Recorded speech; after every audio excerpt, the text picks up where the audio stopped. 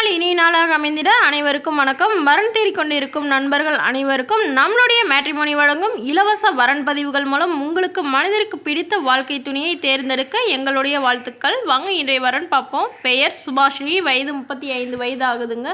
ராசி ரிஷப ராசிங்க. ஜாதின்னு பார்த்தீங்கன்னா கொங்கு வேளாளர் சமூகத்தை சார்ந்தவங்க. படிப்பு எம்இ முடிச்சுட்டு இவங்க சொந்தமாக பிஸ்னஸ் பண்ணிகிட்டு இருக்கிறதா சொல்லியிருக்காங்க. அதாவது இவங்க அப்பா தாங்க பண்ணிகிட்ருக்காங்க.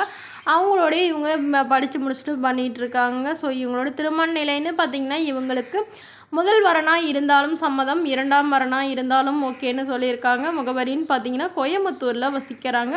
ஸோ இவங்களுடைய வசதி நிலைன்னு எடுத்துட்டிங்கன்னா இவங்க நல்ல ஒரு ரிச் ஃபேமிலிங்க. வீடு நிலம் கார்னு நல்ல ஒரு வசதியானவங்க. உடன் பிறந்தவங்க யாரும் இல்லைங்க. இவங்க வீட்டுக்கு ஒரே பெண்ங்க. இவங்க வந்து அதாவது இவங்க சொந்தத்திலே வந்து லவ் பண்ணி திருமணம் பண்ணாங்க. பட் கருத்து வேறுபாடுனால பிரிஞ்சு வந்துட்டாங்க. அப்புறம் ஒரு ஆக்சிடெண்ட்டில் தவறிட்டதாகவும் சொல்லியிருக்காங்க.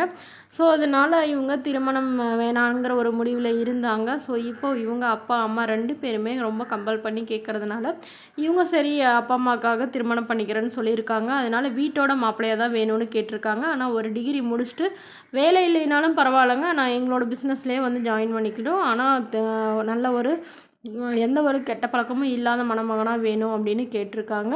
இவங்களுடைய அப்பா என்ன சொல்லியிருக்காங்கன்னா, எங்களோட பொண்ணோட ஃபோட்டோவை கொஞ்சம் மறைச்சி போடுங்க, நேரில் வந்து கேட்டால் கொடுத்துருங்கன்னு சொன்னதுனால ஃபோட்டோ கொஞ்சம் மறைச்சி போட்டிருக்கோங்க. இந்த மணமகளை உங்களுக்கு பிடிச்சிருந்தா கீழே உள்ள வாட்ஸ்அப் நம்பரை தொடர்பு கொள்ளவும்.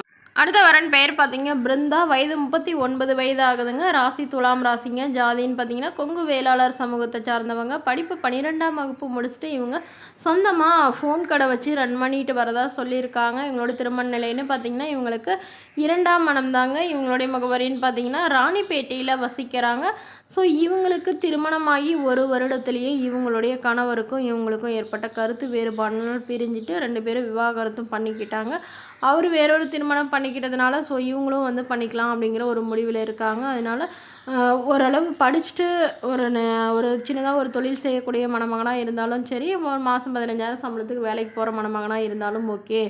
ஆனால் நல்ல குணமான இருக்கணும், ஓரளவு நடுத்தர குடும்பத்தை சார்ந்த மணமகனாக வேணும்னு தாங்க இவங்க கேட்டிருக்காங்க. மணமகளோட வசதி நிலைன்னு எடுத்துட்டிங்கன்னா இவங்களுக்கு சொந்தமாக 2 மாடி வீடு இருக்குங்க. அது இல்லாமல் ஒரு 1/2 ஏக்கர் நிலம் இருக்குங்க. இவங்க ஒரு 20 சவரன் நகை சேர்த்து வச்சுருக்கிறதாவும், அது இல்லாமல் ஒரு 5 லட்ச ரூபா கையிருப்பாக வச்சுருக்கிறதாவும் சொல்லியிருக்காங்க.